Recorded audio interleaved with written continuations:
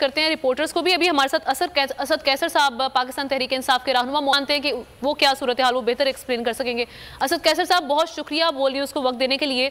ये कहिएगा, आज चेयरमैन तहरीक इंसाफ इमरान खान को कोशिश बड़ी की गिरफ्तार करने की वफाकी पुलिस ने, लेकिन आज फिर नाकामी का सामना रहा। इस वक्त क्या सिचुएशन है और क्या लाया अमल है पाकिस्तान तहरीक इंसाफ का मजीद? देखिए, आपको पता है कि ये जो सूरत हाल है ये समझ पारा सर है। सबसे पहले तो ये कि हम अदालत में पेशी के लिए आ रहे थे और उन्होंने जो पूरे पाकिस्तान को ब्लॉक किया, मोटरवेज ब्लॉक की और इस्लामाबाद को तो इसने बनाया कि जो जंग का माहौल हो। मैं सबसे पहले जब आया हाई कोर्ट पे, हमने सोचा कि क्योंकि ये कोई वापसी पे इसको गिरफ्तार करना चाहते थे तो मैं और असद उमर साहब आए हाई कोर्ट और हमने जस्टिस इस्लामाबाद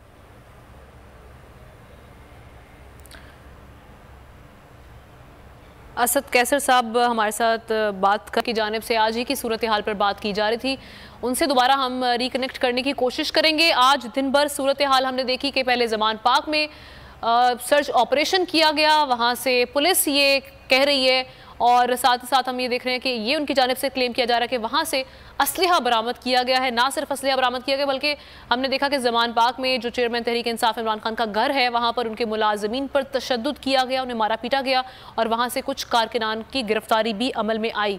और साथ ही साथ जब chairman Tehreek Insaf Imran Khan judicial complex में आज हाजिरी लगवाने पहुंचे तो वहाँ पर भी हमने देखा कि कारकुनान एक बहुत बड़ी तादाद में उनके साथ मौजूद थे और इस काफिले पर भी आज विफाकी पुलिस की जानिब से फिर धावा बोला गया और ना सिर्फ धावा बोला गया, शेलिंग की गई, कई कारकुनान जख्मी होने की इतलात भी सामने आई।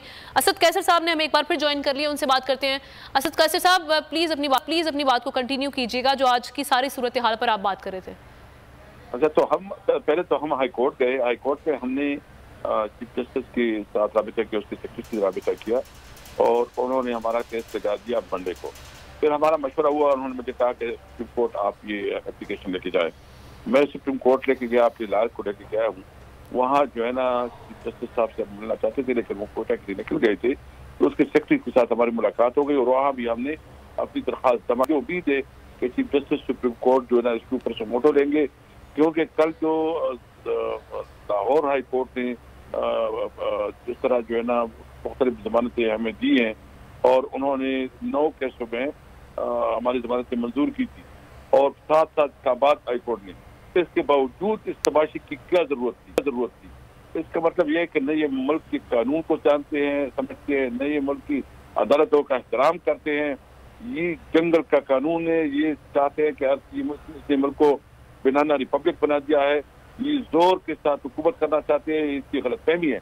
देखो, हम कानून का एहतराम करने वाले लोग हैं। आज जो ज़मान पार में उन्होंने किया है, इसकी सर शर्म से पूरी कौम की सर शर्म से चुका दी है। जो वहाँ उसके बच्चे, उसकी फैमिली, उनकी बहन और जिस तरह उन्होंने बदतरीन सलूक किया है, ये तो इंसानी हुकूक की बदतरीन वायलेशन है। मैं समझता हूँ कि हम एक एक चीज का हिसाब लेंगे।